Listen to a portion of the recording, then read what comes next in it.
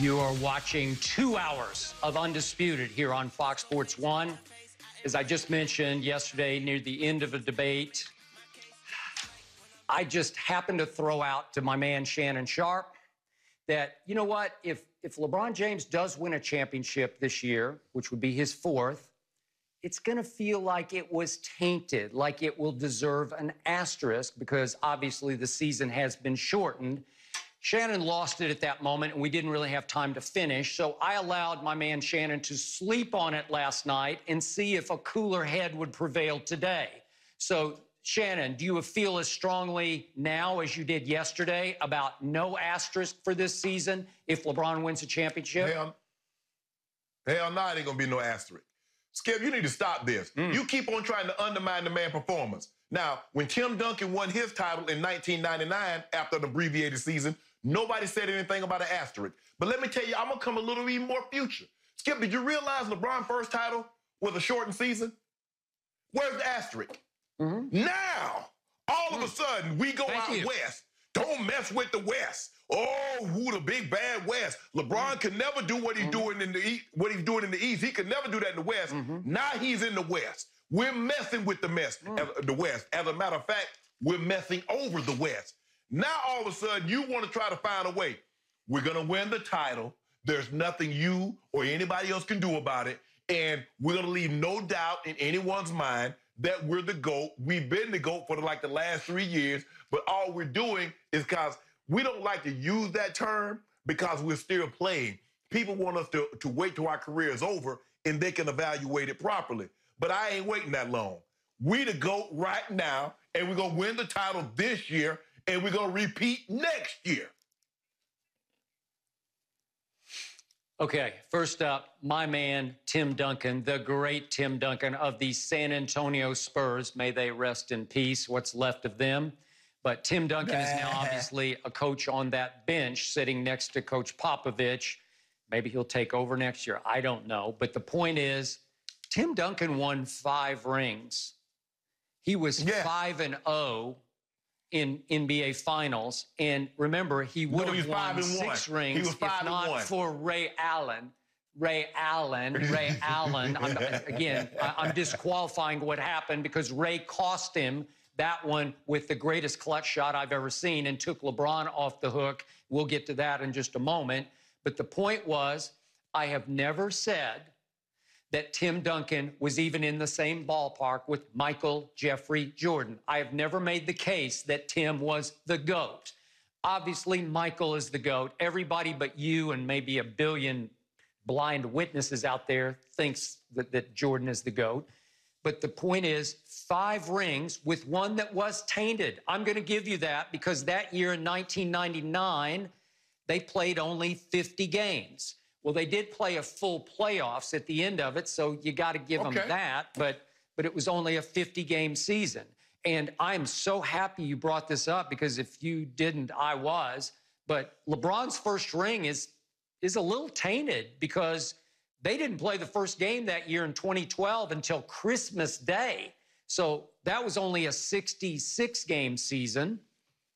Not bad, and they did play the full playoffs, but well, I got that, but again, right now they're stuck on 63, and I'm not sure how many more games we're going to have, if in fact we're going to have any more games.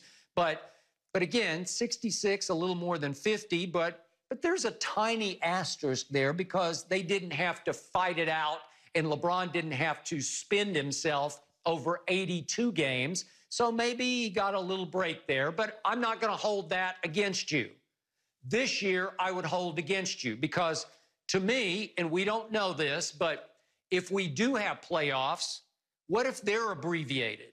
What if this year the first round of the playoffs has to be best 2 out of 3?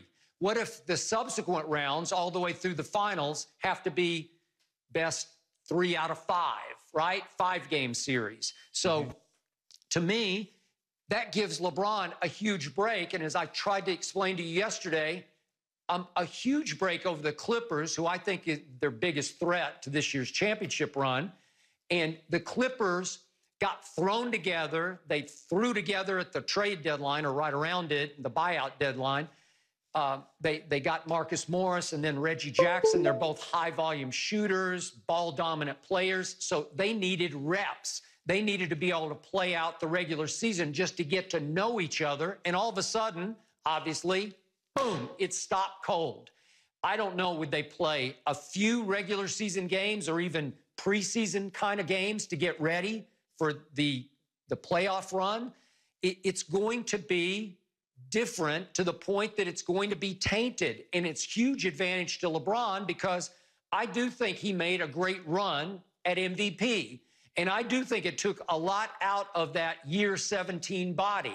And I do think he was on the precipice of danger zone of injury. And they kept saying he's got some kind of a groin issue. Last year he pulled his groin and wasn't really the same after Christmas Day, and they missed the playoffs. So this gave him a chance to heal completely up. Obviously, Kawhi's got arthritic knees, so there's some advantage there for him.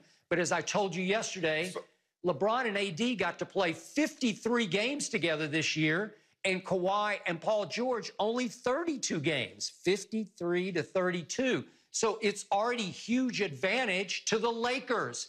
And now if you stop the season cold and then you say, let's start the playoffs, they know each other. Their chemistry is pretty established. In fact, you were making the case they were rolling. Well, they can pick it right back up and roll through an abbreviated playoffs to a cheapened ring. Go ahead. So let me get this straight. Is Kawhi's championship tainted because he load managed last year? He missed 20 games in the regular season. So anybody that wins the title this year, it was still a full season. This year, if they don't play the full compilation of games, so this means that anybody, so it's Giannis, Kawhi, LeBron, anybody. So it's just not LeBron if they win the title this year. Anyone that wins the ring this year, the ring would be compromised. Is that what you're telling me? Absolutely. Yes, sir. Period. Okay. End of story.